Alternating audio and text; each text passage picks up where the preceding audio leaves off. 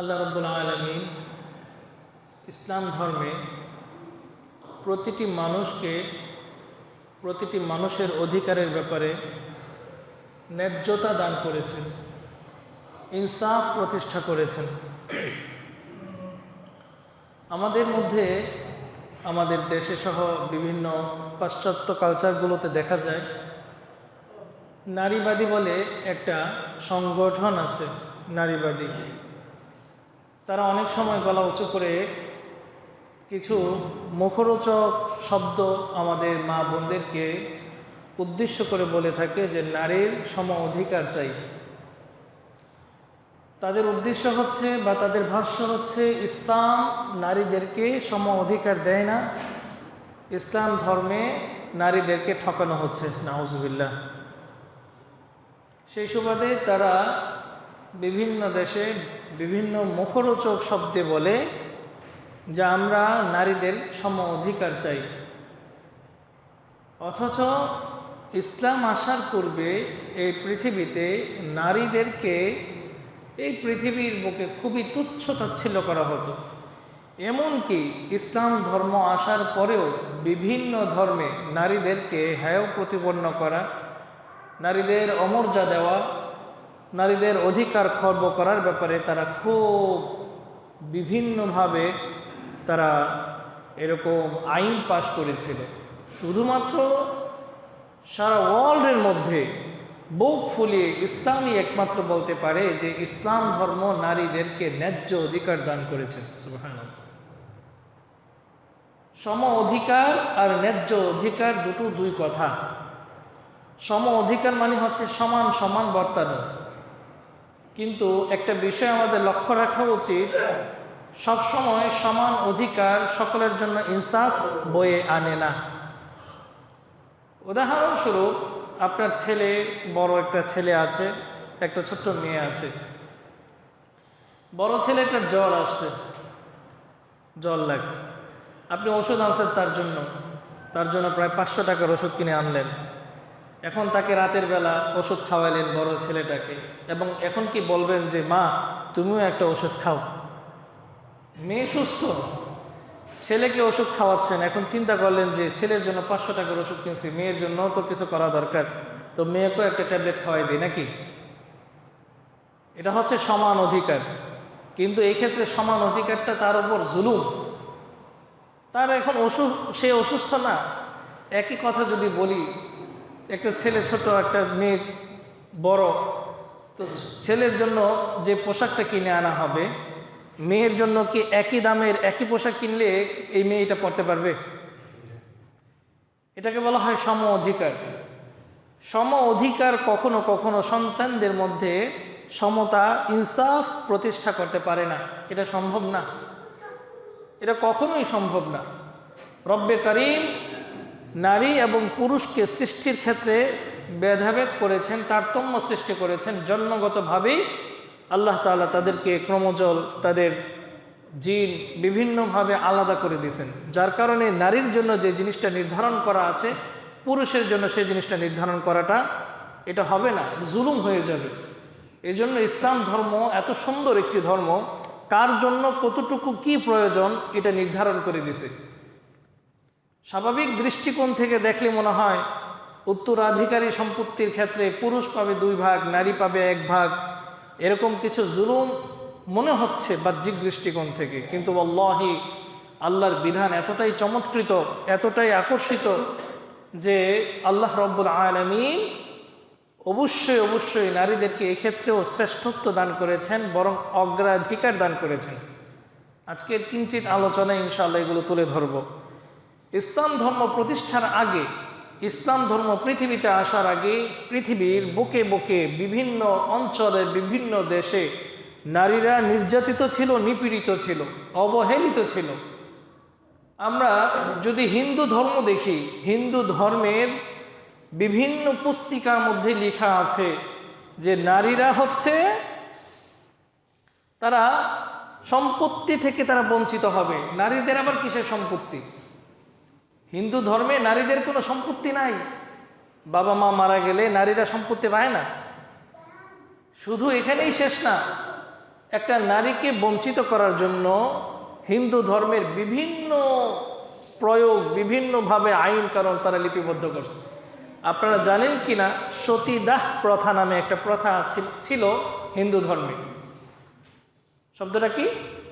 সতীদাহ মানে হচ্ছে যেই নারীর স্বামী মারা যাবে, নারীকে রেখে যদি কোনো স্বামী মারা যায়, তো স্বামীকে যখন নাকি তারা এটাকে কি বলে, ওই যে আগুনে পোড়ায় না, যখন নাকি গাত্রদাহ তাদেরকে পোড়ানো হবে, ওই নারীর বেঁচে থাকার কোনো অধিকার নাই, বরং নারীটাকেও জীবন্তভাবে স্বামীর সাথে পোড়াতে হবে। নাউজুবিল্লাহ। এটা হিন্দু ধর্মের অনেক বড় একটা কালচার। যুগ যুগ ধরে, শত শত বছর ধরে এটা চলে আসছিল হিন্দু ধর্মের মধ্যে। এরকম অসংখ্য অগণিত নারীকে স্বামী যদি ওই নারীর বিদ্যমান অবস্থায় মারা যায়, স্বামীর সাথে নারীকেও পুড়িয়ে ফেলতে হয়। অর্থাৎ তাদের ভাষ্য অনুযায়ী এই নারীর বেঁচে থাকার কোনো অধিকার আর নাই। এই সতীদাহ প্রথাটাকে রহিত করছে, এই আইনটাকে বাতিল করছে 1829 সালে। তখন ব্রিটিশ একজন গভর্নর ছিল লর্ড উইলিয়াম বেন্টিং, তার আন্ডারে থেকে তিনি 1829 সালে এই আইনটাকে বিলুপ্ত ঘোষণা করছে।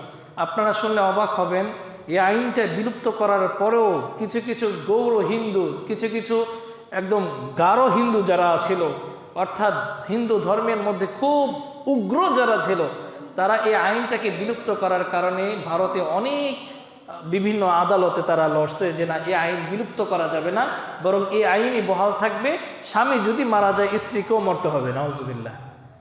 কতটা ভয়ঙ্কর তারা ছিল।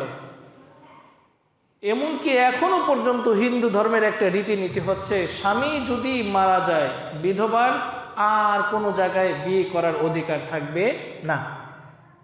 এই বিধবা নারী সারাটা জীবনভর এভাবেই থাকতে হবে তার অবিবাহিত অবস্থায়। এক কথায় হিন্দু ধর্মের এমনভাবে মেয়েদেরকে নিকৃষ্টভাবে, আল্লাহ, একটু উপরে যান কেউ, যতটুকু তো বলছিলাম, হিন্দু ধর্মে একটা নারীকে কতটা লাঞ্ছিত অপমানিত করা হয় হিন্দু ধর্ম পুস্তিকাগুলো পড়লে দেখা যায়। তারা কখনো স্বামী স্ত্রী একসাথে ভাত খেতে পারে না। তাদের কথা হচ্ছে স্ত্রী আবার স্বামীর সাথে খায় কেমনে, বরং স্বামী খাওয়ার পর উচ্ছিষ্ট যে খাবারটা, এটাই হচ্ছে নারীর খাবার। নাউজুবিল্লাহ। এখানেই শেষ না, বরং একজন নারী যখন নাকি হায়েজ নিফাস অবস্থায় থাকে, তখন এই হিন্দু ধর্মের লোকগুলো বলে তাদেরকে আলাদা বাসস্থানের ব্যবস্থা করে দাও, তারা সম্পূর্ণভাবে নাপাক অপবিত্র, তাদেরকে ধরা যাবে না, ছোঁয়া যাবে না, তাদের খাবার রান্না বান্না আমরা খেতে পারবো না, বরং কিছু খাবার যদি রান্না হয় তাদের ঘরের মধ্যে এইভাবে ঢিল দিয়ে ফেলে আসো, তারা এগুলো খেয়ে বাঁচুক। এভাবে হিন্দু ধর্মে নারীদেরকে অপমানিত করা হয়েছিল, লাঞ্ছিত করা হচ্ছে। বৌদ্ধ ধর্মে সকল পাপের মূল এই নারী। বৌদ্ধ ধর্মের ভাষ্য হচ্ছে নারীরা হচ্ছে সকল পাপের মূল। এজন্য বৌদ্ধ ধর্মে তারা অনেকেই বিয়ে করে না, তারা বৈরাগ্যতা হাসিল করে, বৈরাগ্যতাকে গ্রহণ করে নেয়, বিয়ে করে না। তারা মনে করে বিয়ে করা মানেই হচ্ছে সকল পাপের অনিষ্ট এখানেই। এছাড়া খ্রিস্টান ধর্মে নারীদেরকে ডাইনির সাথে তুলনা করা হয়েছে, নারীরা হচ্ছে ডাইনি, তাদেরকে মেরে ফেলো। এবং কি তারা বলে যে নারীরা হচ্ছে নরকের তথা জাহান্নামের দরজা। নাউজুবিল্লাহ। নারীরা হচ্ছে নাকি জাহান্নামের দরজা, এটা খ্রিস্টানদের কথা। গ্রিক দার্শনিক সক্রেটিস বলে নারী হচ্ছে এই সমাজকে বিনষ্টকারী, নারী সমাজের কলঙ্ক সৃষ্টিকারী, নারী কখনো ভালো হতে পারে না। এছাড়াও ইহুদি ধর্মে তারা আরো ভয়ঙ্কর কথা বলে যে একজন সতী যদি নারী থাকে, একজন ভালো নারী এর চেয়ে ভালো হচ্ছে একজন পাপিষ্ট পুরুষ। নাউজুবিল্লাহ। অর্থাৎ তাদের ভাষ্য অনুযায়ী একটা ভালো নারীর চেয়েও ভালো হচ্ছে একজন পাপিষ্ট পুরুষ। তাদের কাছে পুরুষ হচ্ছে এত প্রিয়, নারী হচ্ছে এত নিকৃষ্ট। সেই জায়গায় ইসলাম নারীদেরকে কতটা সম্মানিত করেছেন। ইসলাম আসার পূর্বে নারীদেরকে জ্যান্ত পুঁতে ফেলা হতো। কোরআনে কারিমে এই সম্পর্কিত আয়াতে আল্লাহ তাআলা বলেন, ওয়াইদা বুশরা আহাদুহুম বিল উনসা যাল্লা ওয়াজহুহু মুসওয়াদ্দা ওয়া হুয়া কাযীব। সূরা নাহলের 58 নম্বর আয়াতে আল্লাহ রাব্বুল আলামিন বলেন, যখন তাদেরকে তাদের সন্তান নারী হয়েছে, মেয়ে জন্মগ্রহণ করেছে, এই সংবাদটা যদি তাদেরকে দেওয়া হতো তাদের মুখ কালো হয়ে যেত। জল্লা ওয়াজহুহু মুসওয়াদ্দা ওয়া হুয়া কাযীম, তারা মুখ লুকায় ফেলতো, এই সংবাদকে গোপন করত, কারো কাছে বলতো না যে আমার মেয়ে হয়েছে। আচ্ছা এখন বলেন তো দেখি, আমাদের মুসলিমদের মধ্যেও এরকম প্রথাটা এখনো আছে কিনা? আছে। কিছু কিছু মা বোনেরা মেয়ে হইলে বলতে চায় না, মুখ কালো হয়ে যায়। শাশুড়ি বলে যে সব অনিষ্টের মূল হয়েছে আমার ছেলের বউ। একটার পর একটা যদি মেয়ে হয়, অনেক গ্রাম্য মারা এটাকে দেখতে পারে না। আমি আমার বোনের কথা বলি, আপনারা আমার বোন সম্পর্কে বা আমার পরিবার সম্পর্কে হয়তো অনেকে জানেন বা জানেন না। আমার 4 বোন 1 ভাই। আমি 4 বোনের পর আমি 1 ভাই। এক নাগারে 4 বোন হয়েছে, তারপরে আমি 1 ভাই হয়েছি। তো যখন নাকি একের পর এক মেয়ে হচ্ছিল, আমাদের গ্রামের কিছু মানুষরা আমার বাবাকে তাচ্ছিল্য করতো যে কি বউ নিয়ে আসছিস, শুধু মেয়ে হয়, শুধু মেয়ে হয়। আমার 3য় বোন যখন জন্মগ্রহণ করে, আমার বাবা ছিলেন মসজিদে। তাচ্ছিল্যের সুরে এক ব্যক্তি দৌড়ে গিয়া, জানে আমার বোন হয়েছে, আমার বাবার মেয়ে হয়েছে, জানে, ইচ্ছাকৃতভাবে আমার বাবার কানে কানে যায়, বলে যা মেয়ে হয়েছে, খবর নেয়া, দেখায় তোর ছেলে হয়েছে। তা বাবা খুব খুশি যে ছেলে হয়েছে, মসজিদ থেকে দৌড়ে আয়সা দেখে মেয়ে হয়েছে। সমাজের মধ্যে এরকম কিছু কীট আছে যারা নাকি মেয়ে হলে মুখ কালো করে ফেলে, সমাজকে মানে নিকৃষ্ট মনে করে যে এটা এই মেয়েটা তো এর পিছনে অনেক ব্যয়ভার। অথচ ইসলাম আমাদেরকে বলে যদি কোনো মেয়ে হয় সে যেন ওই বাবা মার জন্য জান্নাত, সুবহানাল্লাহ, জান্নাত নিয়ে আসে। ওয়াইদা বুশরা আহাদুহুম বিল উনসা, আল্লাহ বলেন যখন তাদেরকে নারীর সংবাদ দেওয়া হয় যে তোমার মেয়ে হয়েছে, জাল্লা ওয়াজহুহু মুসওয়াদ্দা ওয়া হুয়া কাযীম ইয়াতাওয়ারা মিনাল কওমি মিন সুইমা বুশরা বিহি আয়ুমসিকুহু আলা হুনিন আম ইয়াদুসসুহু ফিত তুরাব, তখন তারা এতটাই অস্থির হয়ে যায় এই মেয়েটাকে নিয়ে, এই মেয়েটাকে কি মেরে ফেলবে নাকি মাটিতে পুঁতে দেবে। আল্লাহ তাআলা বলেন যে তাদেরকে মাটিতে পুঁতে ফেলা হতো। ইসলাম ধর্ম আসার পূর্বে নারীর সংবাদ যে শোনে যে মেয়ে হয়েছে, তাদেরকে মাটিতে পুঁতে ফেলা হতো। এরকম এক সাহাবী এসে আল্লাহ নবী সাল্লাল্লাহু আলাইহি ওয়াসাল্লামের কাছে কান্নাকাটি করে বলতেছেন, ইয়া রাসূলুল্লাহ, আল্লাহকে আমাকে মাফ করবেন। আল্লাহ নবী বলছেন ঘটনা কি হয়েছে, কি করছো? তখন সে বলে, ইয়া রাসূলুল্লাহ, ইসলাম ধর্ম গ্রহণ করার পূর্বে, ইসলাম আমাদের এই দেশে আসার পূর্বে আমার মেয়ে যখন হয়েছে, আমি এই মেয়েটাকে জীবন্ত পুঁতে ফেলছিলাম, আমার কি মাফ হবে আল্লাহ, ইয়া রাসূলুল্লাহ? আল্লাহ নবী সাল্লাল্লাহু আলাইহি সাল্লাম কান্নাকাটি করছেন। তারপর বলছেন আল্লাহ তাআলা তোমাকে মাফ করে দেবেন যেহেতু ইসলাম ধর্ম গ্রহণ করছে। আল্লাহু আকবার। সূরা তাকবীরের মধ্যে আল্লাহ তাআলা বলেন যে আল্লাহ তাআলা অবশ্যই প্রত্যেকটা বাবা মাকে জিজ্ঞাসা করবে যে আমাকে কেন মৃত্যুবরণ করালা, আমাকে কেন মাটি চাপা দিলা। ওয়া ইযাল মাউউদাতু সুইলাত বিআইয়ি যামবিন কুতিলাত, আমাকে কেন হত্যা করছো, এটার উত্তর দাও। কাল কিয়ামতের ময়দানে এই মেয়েগুলো বাবার কাছে বলবে, মার কাছে বলবে, আমাকে কেন মাটিতে পুঁতে ফেলা হয়েছিল, আমাকে কেন মেরে ফেলা হয়েছিল। এরকম ভারতে এখনো পর্যন্ত ভ্রূণ হত্যা, হাজার হাজার ভ্রূণ হত্যা হচ্ছে প্রতিনিয়তই। আপনারা সংবাদ মাধ্যমে জানতে পারবেন। যদি কোনোভাবে এই যে আমরা অনেক সময় আমাদের মা বোনদের বাচ্চা হয়েছে কিনা এটা জানার জন্য অনেক সময় আলট্রাসাউন্ড করি, তো ভারতে এখনো পর্যন্ত, ভারত না শুধু বাংলাদেশেও আছে এরকম অসংখ্য অগণিত পরিবার যে যখন নাকি আলট্রার মাধ্যমে জানতে পারে এই ভ্রূণ হচ্ছে মেয়ে, এই ভ্রূণটাকে মেরে ফেলে। ওয়াল্লাহি, যদি পেটের মধ্যে বাচ্চা জন্ম নেওয়ার পর বাচ্চার মধ্যে যদি আত্মা সঞ্চারিত হয়, জন্ম লাভ মানে নড়াচড়া আসে, ওটাকে যদি কোনো কীটের মাধ্যমে কিংবা এব্রুশ করে মেরে ফেলা হয়, সে কেমন যেন মানব হত্যা করলো। একটা জলজন্ত মানুষকে হত্যা করা যেমন গুনাহ, ভ্রূণকে হত্যা করাটাও তেমন গুনাহ। আল্লাহ তাআলা আমাদেরকে বুঝার তৌফিক দান করুন। ওই মুহূর্তে ইসলাম এসে নারীদেরকে মর্যাদা দিয়েছেন, সম্মান দিয়েছেন। এমনকি আল্লাহ নবী সাল্লাল্লাহু আলাইহি ওয়াসাল্লাম বারবার বলেছেন, যার একটা সন্তান হয় সে একটা জান্নাতের মালিক, যার 2টা কন্যা সন্তান হয় সে 2টো সন্তান জান্নাতের মালিক, যার 3টা সন্তান হবে কন্যা সন্তান সে 3টা জান্নাতের মালিক। সুবহানাল্লাহ। কিন্তু ছেলের বেলায় আল্লাহ নবী এই কথা বলেন নাই। ছেলের বেলায় এই কথা আল্লাহ নবী বলেন নাই। ইসলাম এতটা সুন্দর ধর্ম যে নারীদেরকে কিভাবে সম্মানিত করা হবে এই ব্যাপারে ইসলাম অনেক সচেতন। ইসলাম নারীদেরকে কিভাবে অধিকার দিচ্ছেন দেখেন, এক এক করে যদি বলি অনেকগুলো বলতে হয়। ইসলাম নারীদেরকেও জ্ঞান অর্জনের জন্য স্বাধীন করে দিয়েছেন। শুধু পুরুষরা অনেক বড় জ্ঞানী হবে বিষয়টা এরকম না, নারীরাও জ্ঞানী হবে, এটা ইসলাম ওই অধিকার দিয়েছেন। আল্লাহ তাআলা কোরআনে পর্যন্ত বলছেন যে তোমরা শিক্ষা অর্জন করো।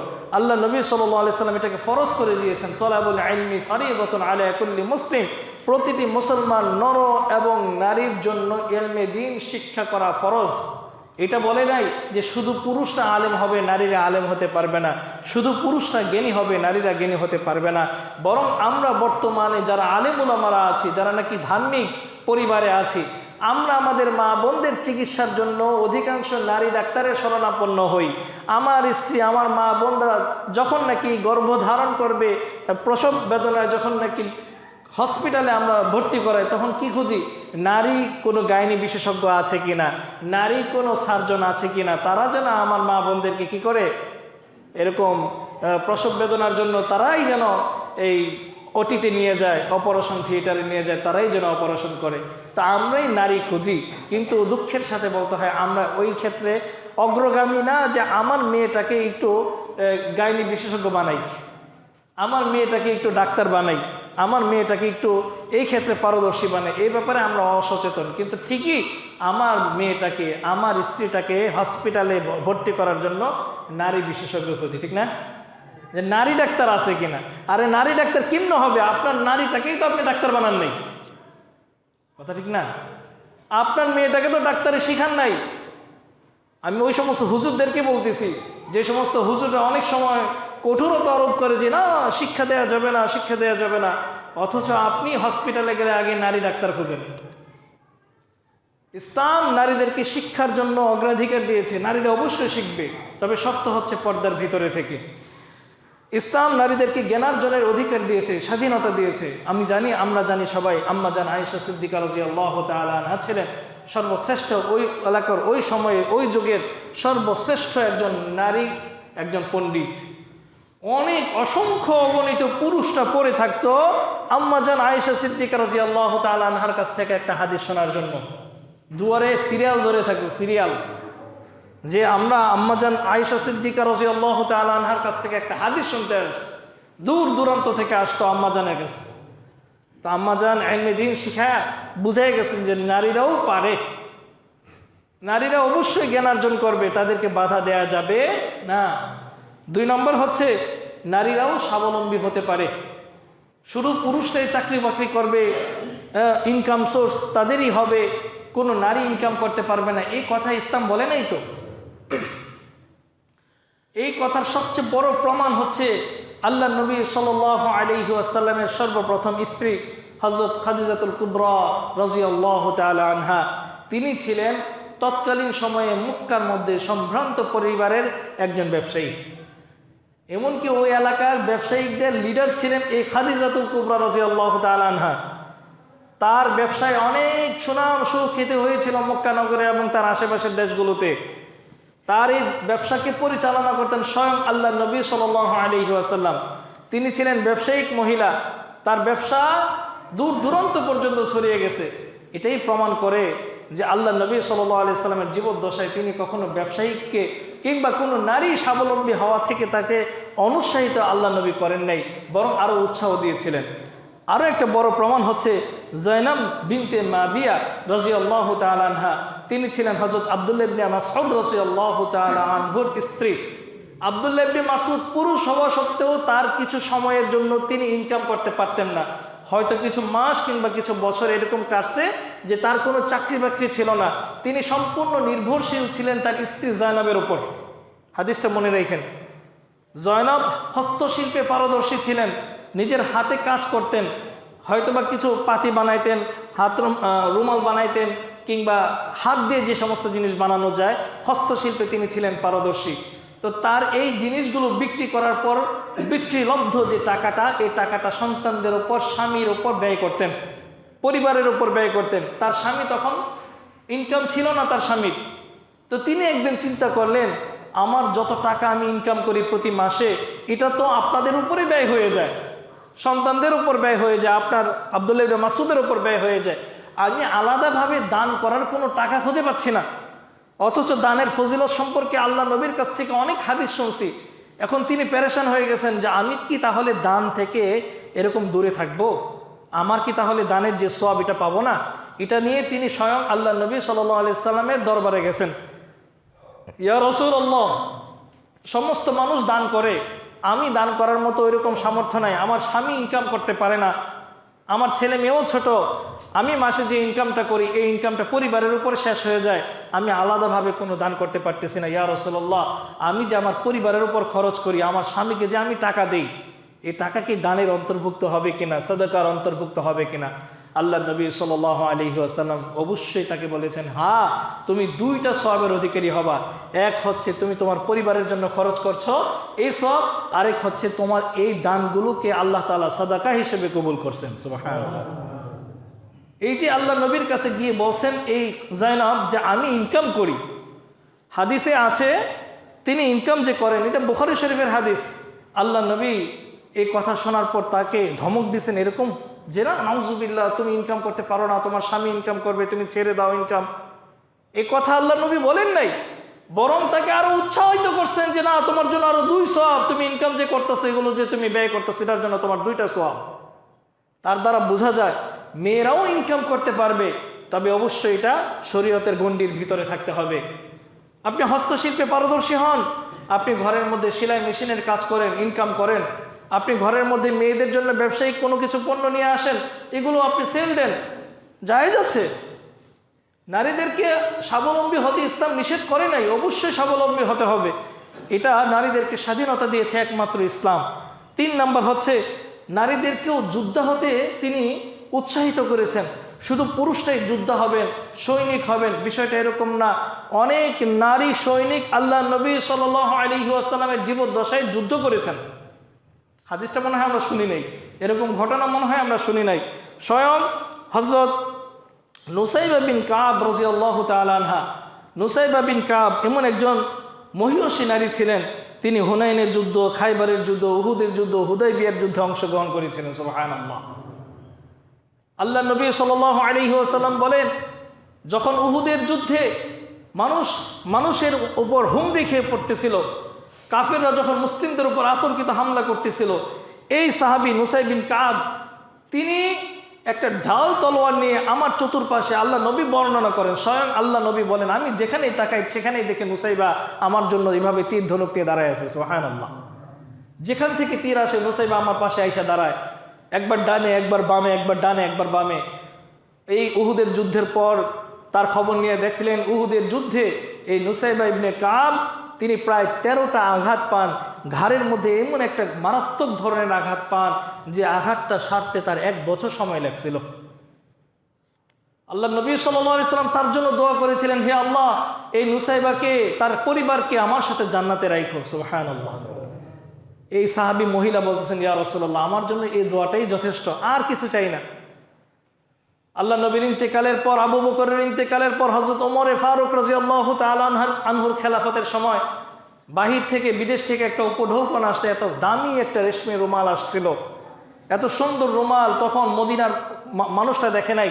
তখন সবাই পরামর্শ দিচ্ছিল, হে ওমর ইবনুল খাত্তাব, এই রেশমি রুমাল আপনার মেয়ে কিংবা আপনার ছেলের বউদের জন্যই এটা বহন করে, এটা সৌন্দর্য বর্ধন করে, আপনি আপনার মেয়েকে দিয়ে দেন অথবা ছেলের বউকে দিয়ে দেন। তখন ওমর ইবনুল খাত্তাব বলতেছেন, না না, বরং এটা শোভা পায় হচ্ছে নুসাইবার জন্য। সুবহানাল্লাহ। কোন নুসাইবা? যে নুসাইবা উহুদের যুদ্ধে আল্লাহ নবী সাল্লাল্লাহু আলাইহি ওয়াসাল্লামের পক্ষে লড়েছিলেন।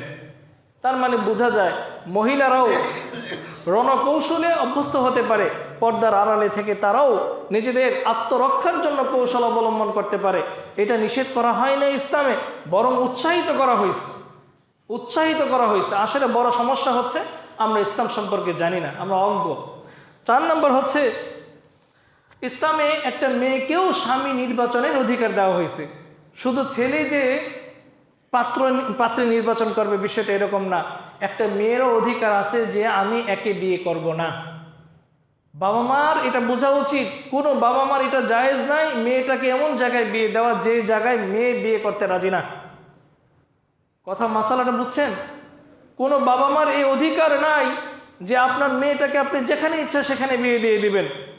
একটা মেয়ে যদি বলে যে এই ছেলেটা ধার্মিক না বা এই ছেলেটাকে আমার পছন্দ হয় না, তো ওই বাবা মার জন্য জায়েজ নাই মেয়েটাকে ফোর্স করা।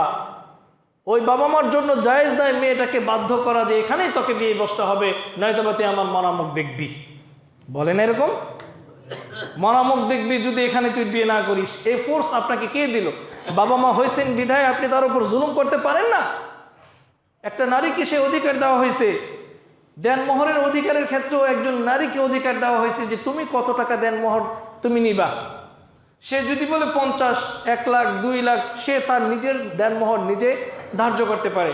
আজকে দুঃখের সাথে বলতে হয় দেনমোহর ধার্য করা হচ্ছে মেয়ের বাবা মা, মা, চাচা, তারপরে মামা, খালা, খালু, এরা ধার্য করে, অথচ মেয়ে জানেই না তার দেনমোহর কত।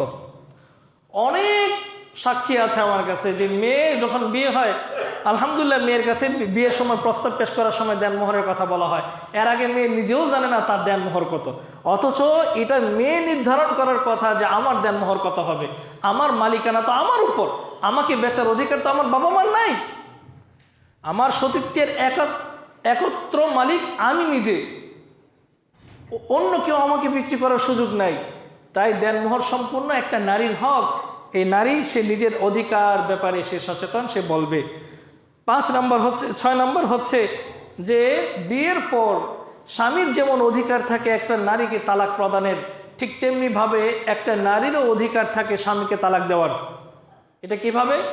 অনেক সময় অনেক স্বামী বদমেজাজি থাকে, অনেক ক্ষেত্রে হাত তোলে স্ত্রীর উপর, ভরণ পোষণ ঠিক মতো দেয় না, এরকমভাবে চলে গেলে তো গেলই, 1 মাস 2 মাস স্ত্রীর কোনো খবর রাখে না, ভরণ পোষণের বেলায় একদম অসচেতন, বরং জুলুম অন্যায় অত্যাচার করতে করতে একদম নারীর জীবনটাকে একদম বিতৃষ্ণা বানায় ফেলছে। এক্ষেত্রে ইসলাম কি বলে যে না, থাকতেই হবে তোমার। এটা হিন্দু ধর্মে বলে যে স্বামী যখন বিয়ে করে কোনো স্ত্রীকে, ওই স্ত্রী স্বামী যত বজ্জাতি হোক না কেন স্ত্রী থাকতে বাধ্য। কিন্তু ইসলাম স্ত্রীকে এরকম বাধ্য করে নাই।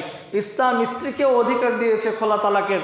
হ্যাঁ, ও নারী, তুমি যদি তোমার স্বামীকে অপছন্দ করো বিয়ের পর, এর সাথে যদি সংসার করতে তোমার ভালো না লাগে এবং উপযুক্ত কারণ যদি তুমি দশাতে পারো, কাজীর দরবারে যাও, বিচারকের দরবারে যাও, খোলা তালাকের ব্যবস্থা করো, তোমার তালাক হয়ে যাবে। নারীকে ইসলাম এরকম স্বাধীনতা খর্ব করে নাই। নারীকে ইসলাম স্বাধীনতা দিয়েছেন, স্বাধীনতা খর্ব ইসলাম নারীকে দেয় নাই। 7 নম্বর হচ্ছে নারীকে আল্লাহ তাআলা মাতৃত্বের অধিকার দিয়েছে। মা হওয়ার পরে যে অনেক খেদমত তার করতে হয়, এটা তো আমরা সবাই জানি। ইসলাম ঠিক তেমনিভাবে মায়ের অধিকারের ব্যাপারে হাদিসে আছে।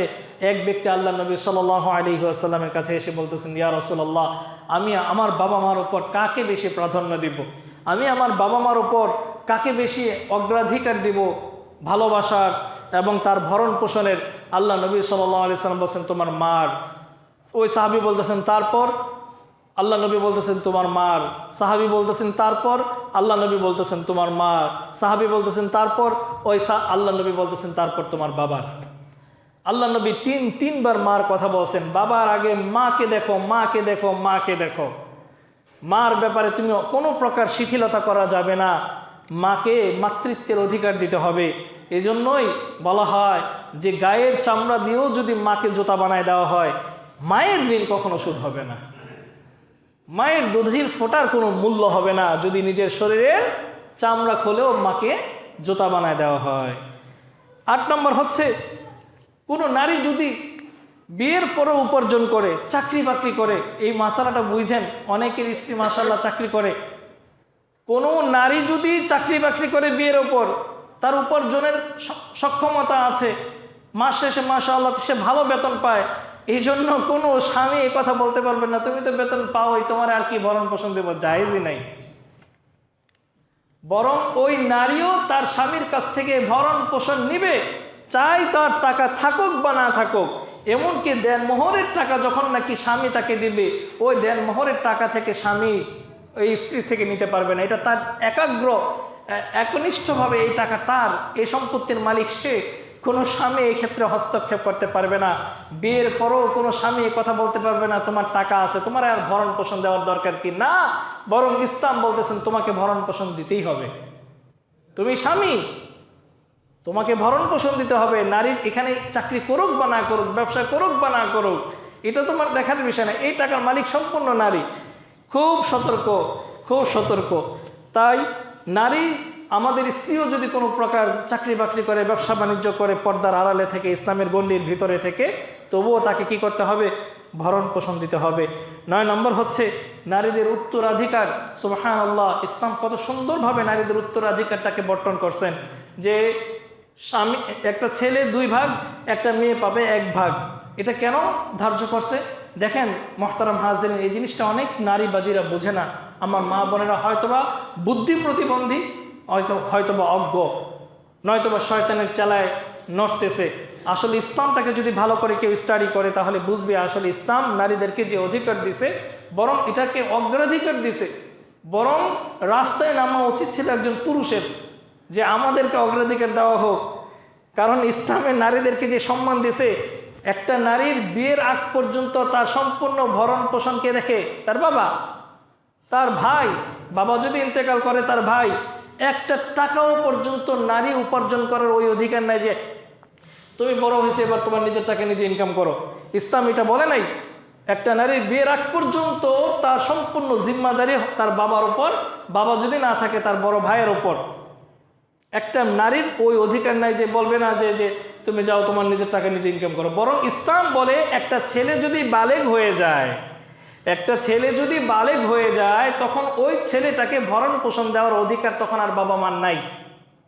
বরং এবার তুমি নিজে ইনকাম করে খাও, নিজে চাকরি করো, নিজে ব্যবসা করো, এটা ইসলাম বলে। কিন্তু নারীর ব্যাপারে এই কথা ইসলাম বলে না। নারীর ব্যাপারে বলে বিয়ের আগ পর্যন্ত তোমাকে তার ভরণ পোষণ দিতে হবে, তার শিক্ষার ব্যবস্থা করতে হবে। বিয়ের পর সম্পূর্ণ তার দায় দায়িত্ব থাকে একজন স্বামীর উপর। স্বামী ওই নারীর সম্পূর্ণ ভরণ পোষণটা নিতে হবে। এরপরেও একটা নারী মাশাআল্লাহ বিয়ের পর দেনমোহর পায়, বাবার ইন্তেকালের পর বাবার সম্পত্তি থেকে ত্যায্য সম্পত্তি পায়। এবং মজার বিষয় হচ্ছে এই যে সম্পত্তিগুলো সে পাইতেছে, এই সম্পত্তি সম্পূর্ণভাবে সে একনিষ্ঠ মালিক।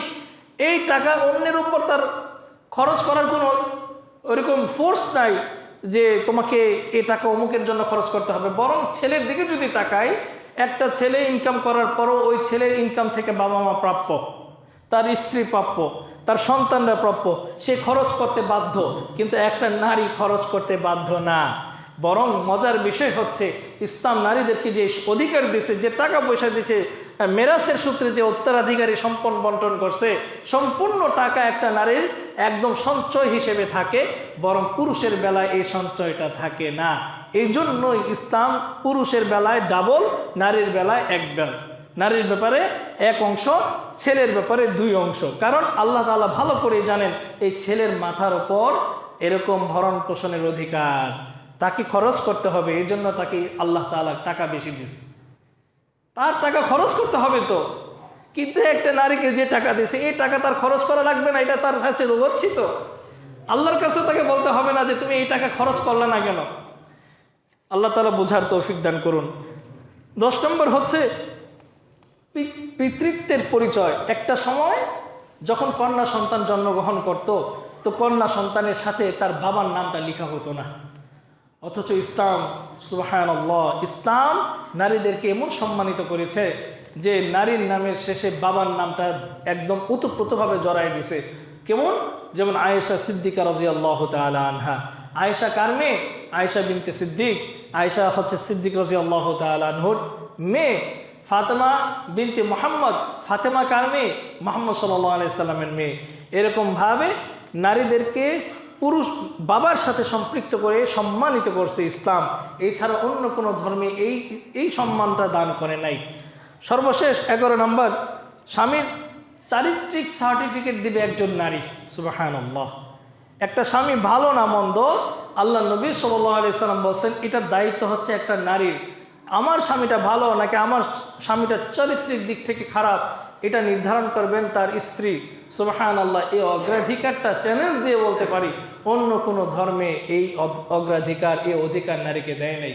বরং আমরা দেখি বিভিন্ন ধর্মে নারীদেরকে অসম্মানিত করা হচ্ছে। বিভিন্ন ছোট ছোট পণ্যের মধ্যে পর্যন্ত নারীদেরকে প্রদর্শন করা হচ্ছে। আস্তাগফিরুল্লাহ, আল্লাহ তাআলার কাছে পানা নারীদের সম্মান একমাত্র ইসলামটাকেই ধার্য করে। সর্বশেষে কয়েকটা প্রশ্ন, যে অনেকে বলে যে হুজুর আমার বাবার কোনো ছেলে সন্তান নাই, আমি একটা মেয়ে মাত্র, আমার বিয়ে হয়ে গেলে এই বাবা মাকে দেখভাল কে করবে? হ্যাঁ, ছেলের জন্য যেমন নাকি কর্তব্য বাবা মাকে দেখভাল করা, ঠিক তেমনিভাবে মেয়ের ওপরও অনেক সময় বর্তিয়ে যায় বাবা মার খবরাখবর নেওয়া। অন্তত ভরণ পোষণ আপনার দেওয়া জরুরি না, কিন্তু বাবা মার খবরাখবর নেওয়া জরুরি। একটা জিনিস আমাদের সমাজে খুব প্রচলিত, তা হচ্ছে নারী যখন নাকি কোনো নারীকে বিয়ে করে আনে, তখন ওই নারীকে বলে দেয় আমার বাবা মার সম্পূর্ণ খেদমত তুমি করবা। ইসলাম কিন্তু কোনো নারীকে তার শ্বশুর শাশুড়ির খেদমত করতে বাধ্য করে নাই, এটা মাথায় রাখা উচিত। আপনার বাবা মার ভরণ পোষণ, আপনার বাবা মার সেবা শুশ্রূষার দায়িত্ব আপনার স্ত্রীর না। হ্যাঁ, যদি আপনার স্ত্রী আপনার বাবা মার খেদমত করে তাহলে সে অবশ্যই সতীসাধ্যী নারী এবং ভদ্র মহিলা। যদি কোনো নারী তার শ্বশুর শাশুড়ির খেদমত করে, এটা তার বড় মনের পরিচয়, এটা তার নীতি নৈতিকতার শিক্ষা, বাবা মার শিক্ষা। কিন্তু কোনো নারী যদি ডেকে বসে যে না আমি তোমার বাবা মার খেদমত করতে বাধ্য নই, ঠিকই বলছে, আপনার বাবা মার খেদমত ওই নারী করতে বাধ্য না, ইসলাম বাধ্য করে নাই। বরং আপনি আপনার বাবা মার খেদমত কিভাবে করবেন এটা আপনি বেছে নেন। আর আপনি যদি ভালোভাবে আপনার স্ত্রীকে বোঝাতে পারেন যে না গো এটা তো আমারই বাবা মা, তাদের খেদমত তুমি কইরো, তাহলে সেটা তার জন্য উত্তম শিক্ষা, সেটা তার জন্য কি উত্তম শিক্ষা। এই কথাটা আমি কেন বললাম? এই কথাটা এর জন্য বলছি যে অনেক অনেক নারী আছে তার বাবা মার একা বাড়িতে থাকে, কোনো পুরুষ থাকে না, তার কোনো ভাই নাই। এখন কথা হচ্ছে আমাদের সমাজে একটা নারীকে যেমনিভাবে তার শ্বশুর শাশুড়ির খেদমতের জন্য আমরা ফোর্স করি, ঠিক তেমনিভাবে এদিকেও লক্ষ্য রাখা উচিত যে আমারও তো বাবা মা বাড়িতে একা, আমার তো আর কোনো ভাই নেই, ও স্বামী আমার বাবা মার দিকেও একটু লক্ষ্য রাখো। আমরা ঠিকই নারীর বেলায় খুব অধিকার খাটাই, আমার বাবা মা বলি, আরে আমার বউয়েরও তো বাবা মা আছে নাকি নাই? তো আমার বউয়ের বাবা মার তো আর কোনো সন্তান নাই, আমার তো কোনো শালা নাই, আমার তো কোনো সম্বন্ধী নাই, আমার বউয়ের বাবা মাকে দেখভাল কে করবে? মাসালা শুধু ঘুরায় আমার নিজের দিকে। হ্যাঁ, কোনটা সুবিধা ওই দিকে আমাদের মাসালা, যে আমার বউ শুধু আমার বাবা মার খেদমত করবে, আর কোনো খেদমত করতে পারবে না। এই কথা আপনি কই পাইছেন? আপনার বউয়ের বাবা মাও তো আছে, তাদেরও তো খেদমতের একটা বিষয় আছে। যদি তাদের সন্তান না থাকে, আর আপনার কর্তব্য আপনার বউয়ের বাবা মাকেও খেদমত করা, মাঝে মাঝে তাদের জন্য ফল ফ্রুট নিয়ে যাওয়া, মাঝে মাঝে তাদের জন্য ওষুধপত্র নিয়ে যাওয়া, খবর নেওয়া ডাক্তারের কোনো প্রয়োজন আছে কি না, আপনাদের চিকিৎসার কোনো প্রয়োজন আছে বাবা, তাদের কাছে যাওয়া। শুধু আপনার বাবা মার খেদমতের জন্য স্ত্রীকে নিয়ে আসলেন, রাজরানী মেয়েটাকে আপনি চাকরানি বানায় দিলেন, এই ইসলাম আপনাকে কে দিল? এই মেয়ে তো ছিল রাজরানী। যে মেয়েটাকে আপনি বিয়ে করে আনছেন সে কখনো কাজ করে নাই, আপনার বাড়িতে এসে গোবর পর্যন্ত হাতে নিতে হয়েছে তার, আপনার বাড়িতে এসে গোবরটাকে হাতে নিতে হয়েছে। আপনাকে অধিকার কে দিল যে এটাকে চাকরানি বানায় দিলেন? একটা গল্প মনে হয়ে গেছে, গল্পটা বলে আমি আলোচনা শেষ করতেছি, আর অনেক বড় আলোচনা ছিল। এক আইনজীবী বাড়িতে একটা মহিলা কাজ করত। আইনজীবী তো বুঝেন, এই কোর্টে কাজ যারা করে, অ্যাডভোকেট যারা, তো ওই অ্যাডভোকেটের স্ত্রী মারা গেছে, বাড়িতে যে মহিলাটা কাজ করত ওই আইনজীবী ওই মহিলাটাকে বিয়ে করে দিয়েছে, অর্থাৎ কাজের বুয়াকে বিয়ে করছে। তো কাজের বুয়াকে যখন বিয়ে করছে, কাজের বুয়াকে এক এলাকার মহিলা জিজ্ঞাসা করতেছে, কি গো আপনার সংসার কেমন যাইতেছে? কই বালা না। কেন? আগে তো মাস শেষে বেতন পাইতাম, কামও করতাম, বেতন পাইতাম, এখন শুধু কামই করি, বেতনটা আর পাই না। বুঝেন নাই? আগে তো বেতন পাইতাম, বুয়া হিসেবে তো একটু কাজ করলে মাস শেষে একটা বেতন পাইতাম, এখন তো আমার বিয়ে করে বেতনটা শেষ করে দিল। তো বিষয়টা হচ্ছে আমরা আজকে যাদেরকে বউ করে আনি তাদেরকে কাজের বুয়া বানাই ফেলি, মাস শেষে কোনো বেতনও তাদেরকে দিই না। অন্তত মারহাবা দেওয়া উচিত, তাদেরকে একটু সুযোগ দেওয়া উচিত, তাদেরকে নিয়ে একটু ঘোরা উচিত। আল্লাহ নবী সাল্লাল্লাহু আলাইহি সাল্লাম স্ত্রীকে নিয়ে ঘুরেন নেই? আল্লাহ নবী তার স্ত্রীকে নিয়ে ঘুরতে যাইতেন, খেলা দেখতেন, কিন্তু আজকে আমাদের নারীদেরকে আমরা ঘরে আবদ্ধ করি। আসলে বড় সমস্যা হচ্ছে আমরা ইসলামটাকে মানি নাই। সঠিকভাবে যদি আমরা ইসলাম মানতাম তাহলে আমাদের প্রতিটি ঘরে আমাদের মা বোনেরা থাকতো রাজরানী। আজকে মেয়েরা একা ঘুরতে মনে করে যে আমরা স্বাচ্ছন্দ্য বোধ করি, অগ্রাধিকার, আমরা একা একা বের হই। না, ইসলাম আপনাদেরকে একা বের হতে দেয় না। কেন দেয় না জানেন? ইসলাম একটা নারীর জন্য বডিগার্ড হিসেবে তার বাবাকে ধার্য করছে, তার ভাইকে ধার্য করছে, তার স্বামীকে ধার্য করছে, তার সন্তানকে ধার্য করছে। এরা আপনার বডিগার্ড। আপনি একা বের হতে পারবেন না, কারণ শকুনের দল অভাব নাই সমাজে। শকুনের দল অভাব নাই, আপনার উপর খারাপ দৃষ্টি দিতে পারে।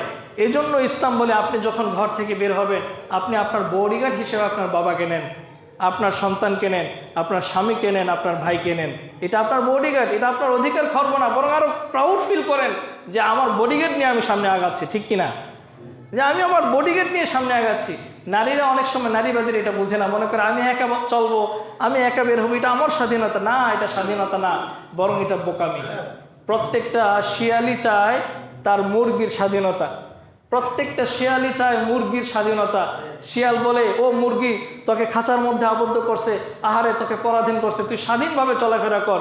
প্রত্যেকটা শিয়ালের এই যে স্বাধীন চেতা কথাগুলো, নিশ্চয়ই এই মিষ্টি কথার অন্তরালে কি আছে? বিষ আছে। আল্লাহ আমাদের সবাইকে বোঝার, আমল করার তৌফিক দান করুন। আমাদের মা বোনদেরকে সম্মানে আমাদের রাখার তৌফিক দান করুন। তারা যে অগ্রাধিকার পাওয়ার অধিকার রাখে, আল্লাহ তাআলা যেন আমাদের সবাইকে তাদের সে অগ্রাধিকার দেওয়ার তৌফিক দান করুন। সকলে বলে আমিন। ওয়া মা আলাইনা ইল্লাল বালাগ।